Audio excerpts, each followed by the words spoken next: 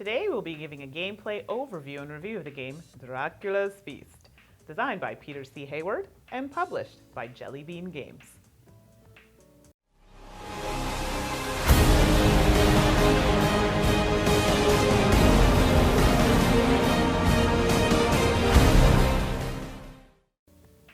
Hello everyone, and welcome to another episode with To Die For Games. I'm Mandi, the board gaming pinup girl. My fellow hosts are Tracy, the gaming maven. Stephane, the games teacher. Are you a review person, or do you want to kind of see how the game is played? Well, there's timestamps below so you can find the part you're looking for. Click on that subscribe button so that you get notifications when we post new content. Or consider leaving us a comment below to tell us how we're doing.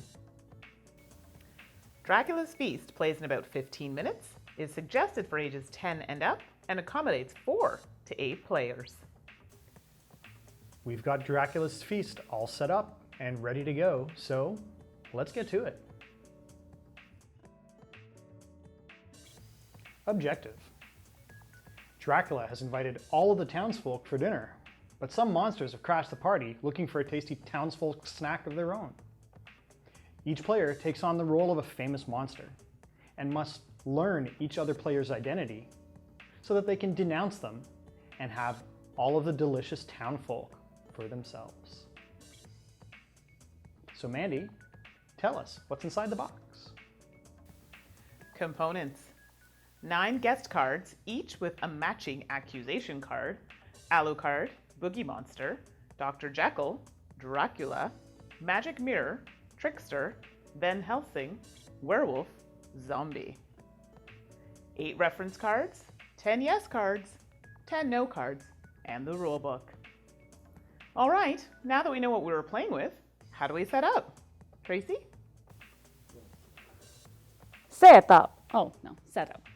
Always starting with the Dracula guest card, add a number of other guest cards equal to the number of players and shuffle them together.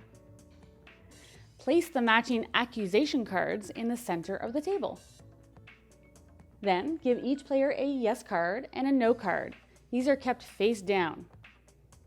Give each player a reference card. Then deal each player a face down guest card and place the last guest card, the mystery guest, face down in the middle of the table.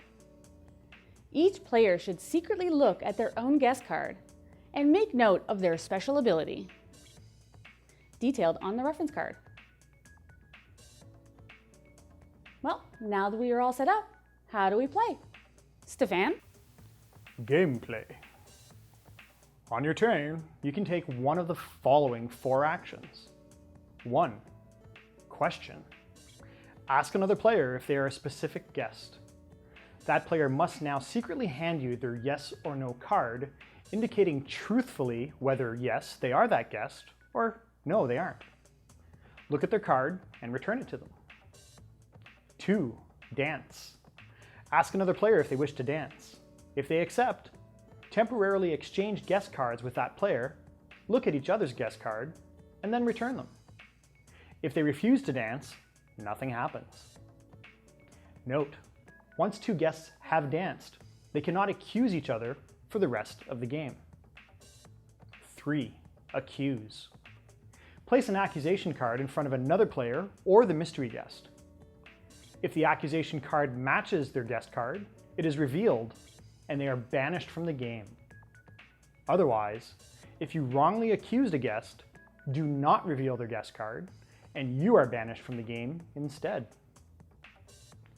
4. Grand reveal. Reveal your guest card, then place an accusation card in front of every guest remaining, including the mystery guest. Each player then puts a yes card face down if correctly accused, or a no card if not. These cards are then shuffled together and revealed. If any of them read no, you are banished, and everyone discards the remaining yes or no cards face down. They are shuffled together, and then each player receives a yes and a no card. If they are all yes, then you win the game. So, how does the game end? Mandi? Game end. The game can end in several ways, immediately. When one of the guests achieves their victory condition as detailed on the reference cards. Or if at any point there is only one player left in the game. Or if any player successfully achieves a grand reveal. So, that is how you play Dracula's Feast. So now we're ready to give a review of Dracula's Feast. So, what'd you guys think? Again, I've been pleasantly surprised by these games that I don't like. I saw logical deduction and my heart sank, and I'm like, oh, I hate these games. I really do. This one has some very good redeeming qualities.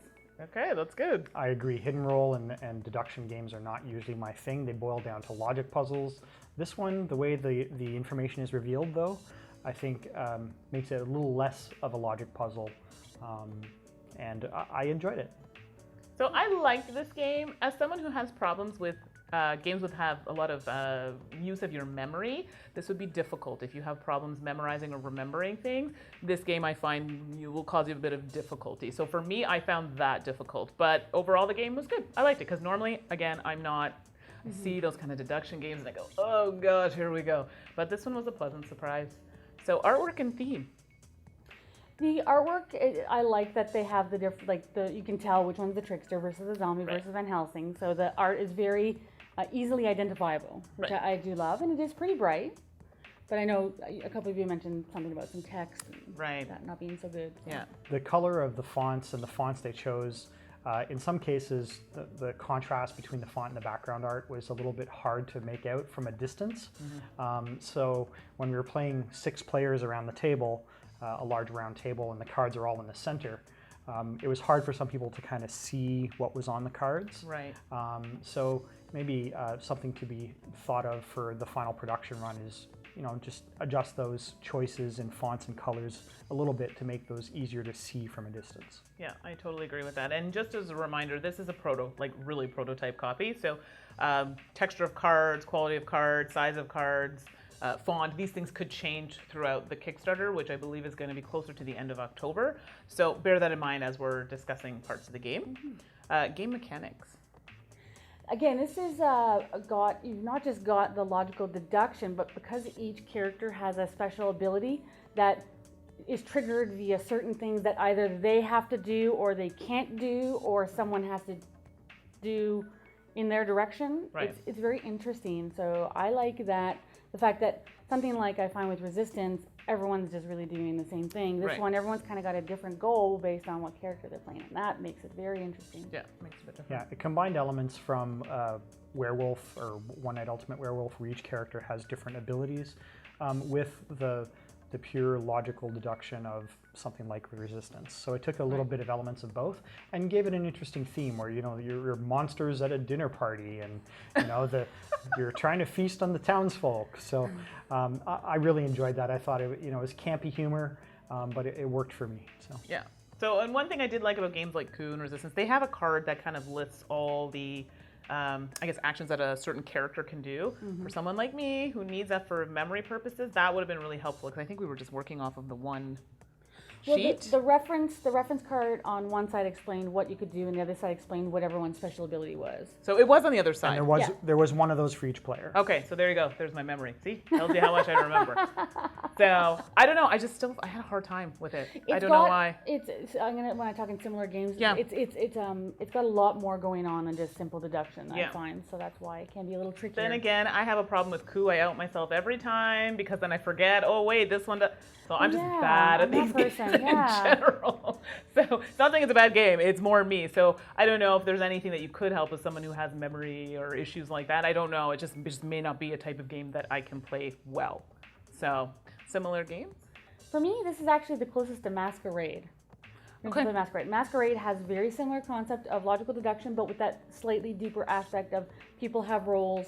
Now in that case, the roles are changing. Sometimes you're swapping roles, where I like this one. I find it the best of both worlds. It doesn't have quite like Masquerade can be a little overwhelming for some because everyone's changing and you're trying to figure out who is who, and you just figured it out and all of a sudden they move, and so this is the best. I find it's the right balance between the two. I agree.